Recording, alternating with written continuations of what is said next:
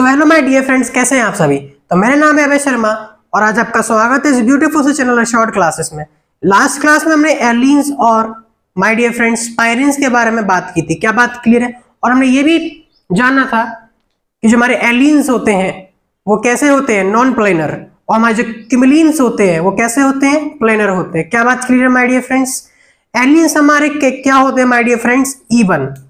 क्यूमुलिन्स भी एलिन का केस है माय डियर फ्रेंड्स, लेकिन क्यूमुलिन का मतलब होता है odd numbers of pi bonds और एलिन्स का मतलब होता है even number of pi bonds. अगर आपके एग्जाम में क्वेश्चन आ जाए एलिन्स आर नॉन प्लेनर, तो बिल्कुल सही बात है। क्या बात क्लियर माय डियर फ्रेंड्स? और अगर लिख के आ जाए क्यूमुलिन्स आर प्लेनर, तो बिल्कुल सही बात है। अगर एलिन्स के बारे में पूछेंगे माय डियर फ्रेंड्स, तो आप बिल्कुल आंसर लिखिए नॉन प्लेनर। अगर आपके सामने तीन पाई बॉन्ड वाला कोई स्ट्रक्चर है, लीनियर स्ट्रक्चर है, तो वो क्यूमुलिन है, क्योंकि odd numbers of pi bond है, इसी वजह से वो प्लेनर हो जाएगा। माय डियर फ्रेंड्स, एक और बात है, ये हमारा सबसे छोटा स्ट्रक्चर है, इसके पास तो odd number of pi bond है। क्या ये ओ आई शो कर सकता है? So no my dear friends, ये ओ आई शो नहीं करता, ये सिर्फ जी आई शो करता है। प्लेनर स्ट्रक्चर है। क्या बात क्लियर है my dear friends? Odd number है, दिख रहा है आपको बिल्कुल। चलिए, आपके सामने क्वेश्चन है which compound is optically active.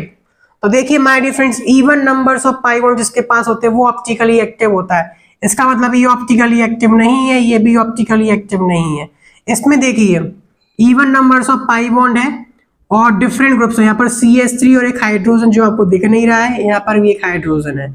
इसका मतलब ये ऑप्टिकली एक्टिव है। क्या बात क्लियर है? यहाँ पर देखिए ऑड नंबर है, इसलिए ऑप्टिकली एक्टिव नहीं है। GI शो कर सकता है, लेकिन क्या बात क्लियर है?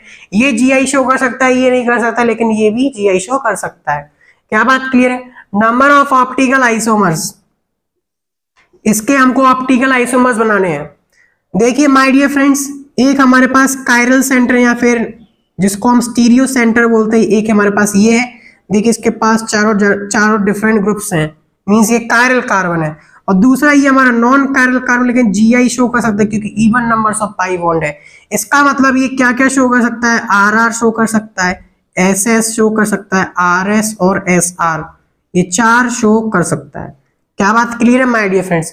एसिमेट्रिकल स्ट्रक्चर, इसलिए RS does not equals to SR हो जाएगा। नेक्स्ट क्वेश्चन देखिए माय डियर फ्रेंड, जल्दी से ट्राई कीजिए, आंसर कमेंट कीजिए, बिना यूट्यूब को हैक किए हैंग कर दीजिए। देखिए माय डियर फ्रेंड्स, आपके पास एक कायरल सेंटर ये है और ये नॉन कायरल सेंटर, लेकिन OI दिखा सकता है और ये आपको GI दिखा सकता है। माय डियर फ्रेंड्स, एक नोट पॉइंट बिल्कुल लिख लीजिए। नोट पॉइंट क्या है? नोट पॉइंट है my dear friends, note point क्या है? नोट पॉइंट है माय डियर फ्रेंड्स, OI की प्रायोरिटी ज्यादा होती है GI से। मींस पहले आपको ऑप्टिकल आइसोमेरिज्म चेक करना है, उसके बाद ज्योमेट्रिकल आइसोमेरिज्म चेक करना है। क्या बात क्लियर है माय डियर फ्रेंड्स? जब भी किसी कंपाउंड में दोनों ही शो हो रहे हैं तो सबसे पहले OI चेक कीजिए, उसके बाद GI चेक कीजिए। OI थोड़ा क्रिटिकल केस होता है माय डियर फ्रेंड्स। GI में क्या होता है, पोजीशन थोड़ा चेंज हो जाते हैं, लेकिन OI क्या होता है, 3D सिस्टम होता है, इसीलिए इसमें चेंजेस जल्दी आ जाते हैं। ज्योमेट्रिकल आइसोमेरिज्म में 2D सिस्टम होता है तो ज्यादा चेंजेस नहीं आते, इसीलिए OI क्रिटिकल केस होने की वजह से पहले OI चेक करते हैं। जैसे कि देखिए हमारे पास ये है, तो देखिए RR हो सकता है, SS हो सकता है, RS हो सकता है और SR हो सकता है। ये चार केस बन सकते हैं, एसिमेट्रिकल है। क्या बात क्लियर है? अब देखिए अगर ये हमारा मॉलिक्यूल RR है तो RR में भी तो E और Z बन सकता है। क्या बात क्लियर है? इसमें भी तो दो बन सकते हैं, इसके भी दो, इसके भी दो, इसके भी दो बन रहे हैं, तो टोटल कितने structures my dear friends? 8 structure बन जाएंगे। क्या बात क्लियर है my dear friends? Note down कीजिए, फिर नेक्स्ट टॉपिक पे बढ़ते हैं। क्या बात समझ में आई? सो फ्रेंड्स, नेक्स्ट देखिए, थर्ड केस हमारे पास साइक्लोअल्काइलिडीन। क्या बात क्लियर है? ये किस टाइप का मॉलिक्यूल होता है माय डियर फ्रेंड्स? देखिए ये हमारे पास डबल बॉन्ड है, इसके पास मान लीजिए H और C कुछ भी लगा हुआ है, Cl मान लीजिए, या फिर चलिए A और B ग्रुप्स मान लेते हैं। क्या बात क्लियर है? ये हमारे पास A ग्रुप है, ये B ग्रुप है, इससे जुड़ा हुआ क्या होता है माय डियर फ्रेंड्स? रिंग होती है। क्या बात क्लियर है? ये हमारे पास एक रिंग है। अब देखिए माय डियर फ्रेंड्स, ये हमने XY प्लेन में बनाया है, इसके साथ डबल बॉन्ड भी एक्स वाई प्लेन में माय डियर फ्रेंड्स। क्या बात क्लियर है? और देखिए ये भी क्या हो गया, sp2 हाइब्रिडाइज हो गया, ये भी sp2 हाइब्रिडाइज। इसका मतलब ये जो पूरा मॉलिक्यूल है माय डियर फ्रेंड्स, ये पूरा एक्स वाई प्लेन में है। क्या बात क्लियर है? अब जो रिंग है my dear friends, ring 2D है।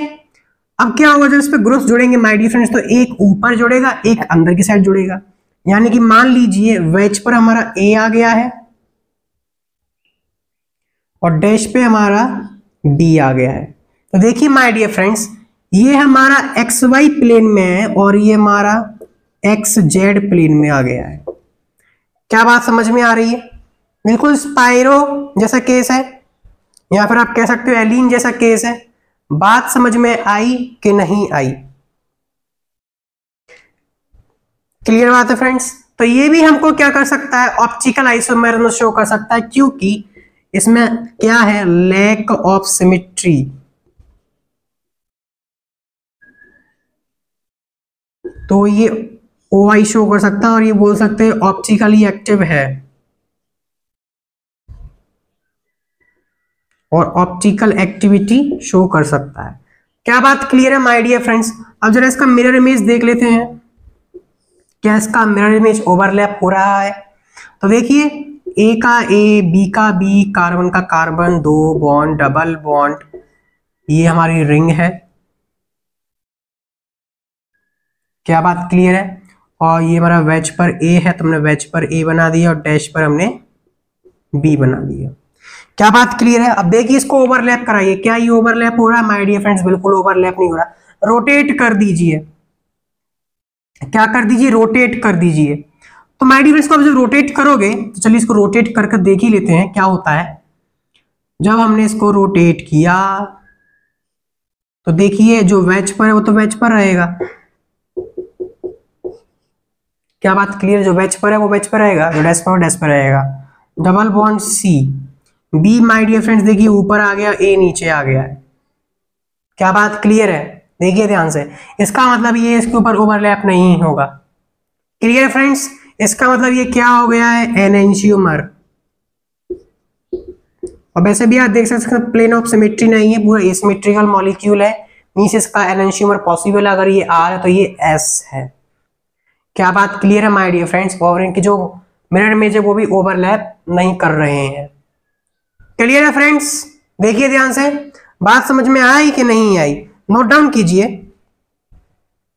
मींस इस टाइप का अगर आपको ज्योमेट्रिकल सेंटर या फिर स्टीरियो सेंटर दिखता है तो वो ऑप्टिकल आइसोमेरिज्म शो करेगा। सो फ्रेंड्स नेक्स्ट देखिए, ऑर्थो ऑर्थो टेट्रा सब्स्टिट्यूटेड बाइफेनाइल। बाइफेनाइल आपको पता होगा माय डियर फ्रेंड्स क्या होता है, कुछ इस टाइप का होता है।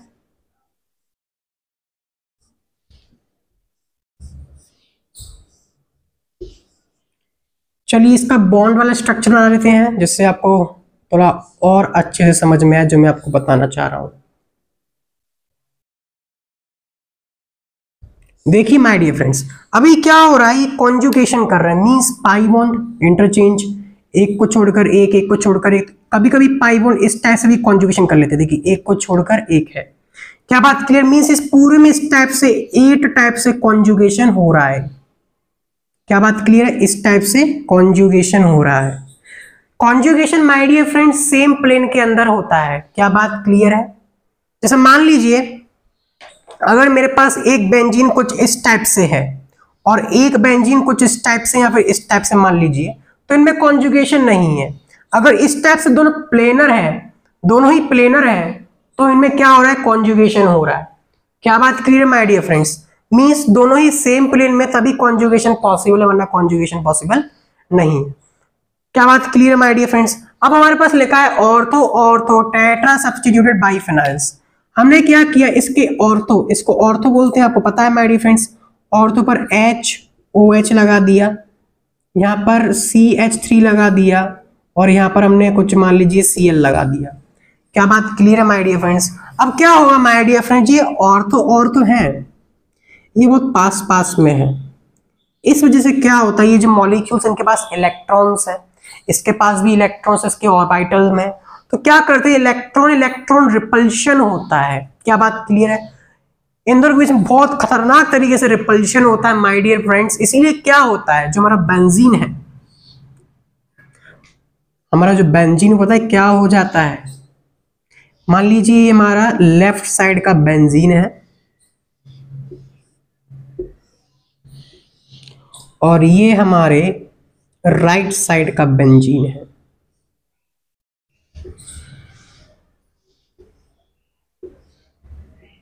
कुछ बात समझ में आई? ये हमारा H, ये OH, ये हमारा CH3 है और ये हमारा Cl है। तो देखिए माय डियर फ्रेंड्स, पहले सेम प्लेन में थे, लेकिन जब ये सब्स्टिट्यूएंट्स यहां पर लग गए तो इनके इलेक्ट्रॉनिक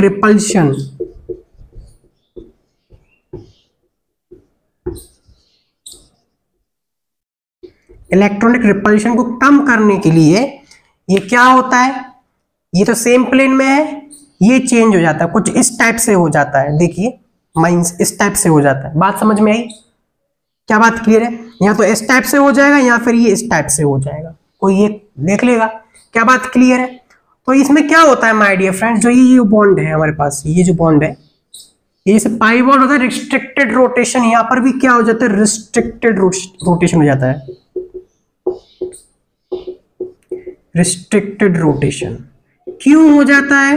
क्योंकि रोटेशन होने पर क्या हो रहा है, दोनों सेम प्लेन में आ रहा है और इलेक्ट्रॉनिक रिपल्शन फिर से आ जाता है। इसका मतलब ये दोनों इसी टाइप से यहां पर रहेंगे। क्या बात क्लियर है my dear friends?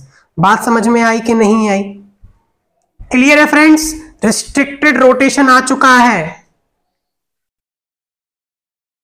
So friends, अगर इसके अंदर रिस्ट्रिक्टेड रोटेशन आ गया है तो क्या ये ज्योमेट्रिकल आइसोमेर्स में शो करेंगे? तो पहली कंडीशन क्या है, रिस्ट्रिक्टेड रोटेशन आ चुका है। अब देखिए माय डियर फ्रेंड्स, मैं एक और बार ये स्ट्रक्चर बना के इसको कंक्लूड कर देता हूं। मैं सिंपल स्ट्रक्चर ही बना रहा हूं, यहां पर भी लिख देता हूं, these rings are perpendicular to each other।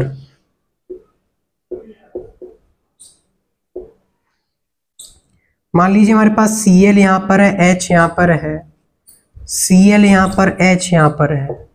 क्या बात क्लियर है?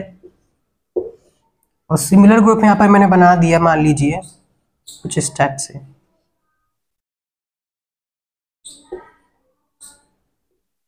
क्या बात समझ में आ रही है माय डियर फ्रेंड्स? हमने यहां पर क्या किया, Cl ले लिया, H ले लिया, अब इधर Cl कर दिया, ये H कर दिया। आप बोले थे सर ये SS है, ये ट्रांस है। सो माय डियर फ्रेंड्स, ये पहली बात तो इसके अंदर इंटर कन्वर्टिबल नहीं है। और आपको पता है हम अभी क्या पढ़ रहे हैं, क्या पढ़ रहे हैं माय डियर फ्रेंड्स,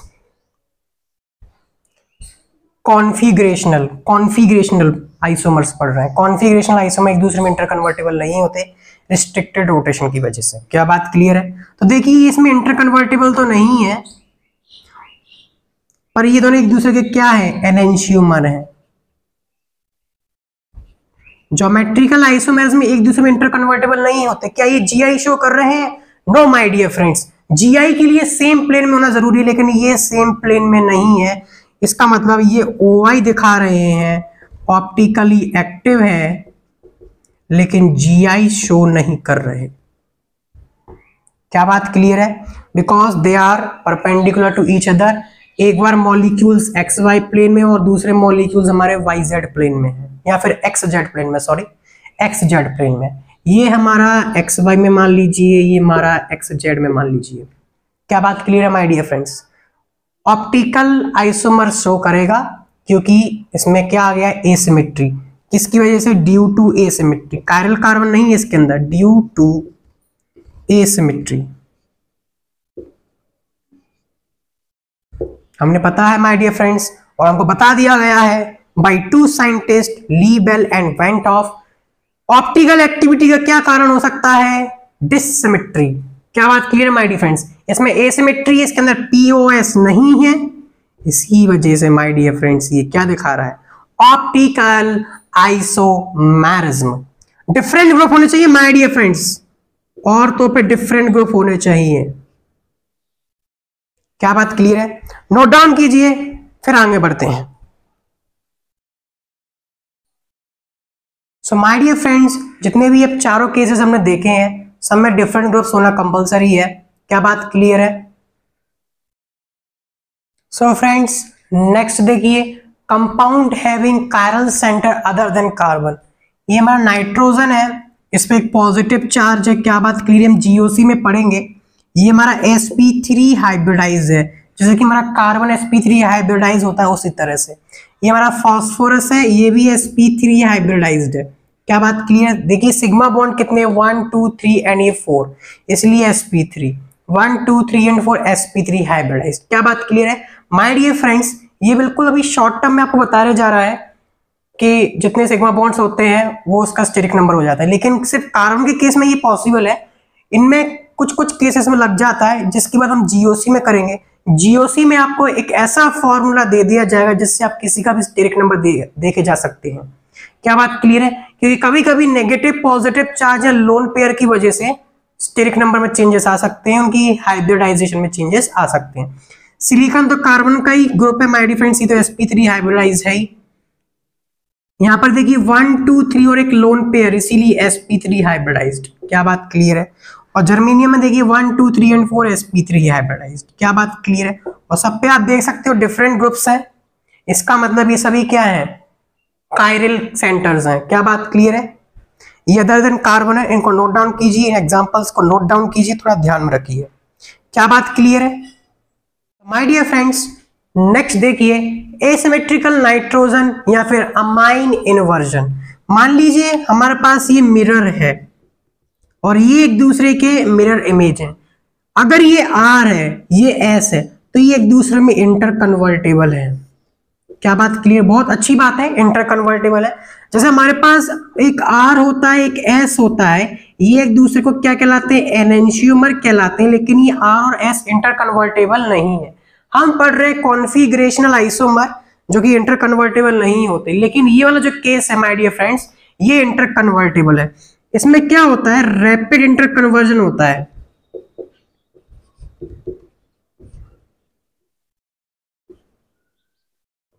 इसीलिए ये नॉन आइसोलेबल, ये नॉन सेपरेबल है,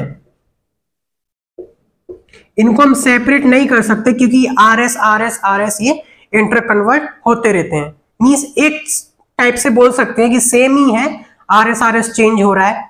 क्या बात क्लियर है? जैसे किसी टाइम पर अपना R को बिल्कुल सेपरेट आउट कर दिया, लेकिन ये R S में भी चेंज हो जाता है, इसीलिए देखो थोड़ी देर बाद आप देखोगे पूरा S में कन्वर्ट हो चुका है, इसीलिए सेपरेबल नहीं है। इसमें क्या मॉलिक्यूल्स एक ही है, ये मॉलिक्यूल एक ही है, लेकिन जो R वाला है वो S में भी चेंज हो जाता है और S वाला R में भी चेंज हो जाता है। क्या बात क्लियर है? इसीलिए नॉन सेपरेबल है। ये एक दूसरे के एनेंशियोमर हैं। क्या बात क्लियर है? एनेंशियोमर है। देखिए इसकी जो ज्योमेट्री वो टेट्राहेड्रल है, लेकिन ये कायरल सेंटर नहीं है। कायरल सेंटर के एग्जांपल्स हमने देख लिए थे।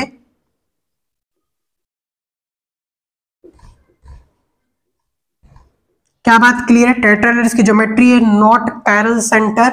और my dear friends, inter convertible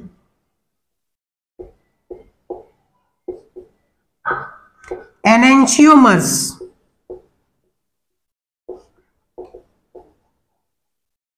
are also called, क्या कहेंगे माय डियर फ्रेंड्स को, इन्वर्टोमर्स।